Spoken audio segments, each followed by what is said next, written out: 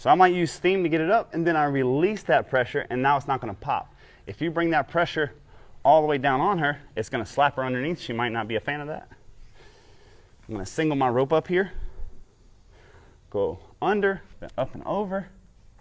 Now again, we're going to cinch prep her, double up the rope on her barrel, tighten it up there, good girl. Tighten it up again, good girl. You're going to see systematically we are going to make her less and less reactive. Notice when she gets uncomfortable with things, how I just keep trying to jockey for her shoulder.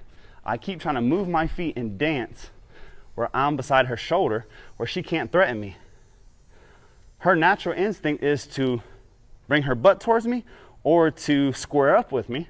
When she squares up with me, she's threatening a strike or a bite by getting big and squaring up with me. So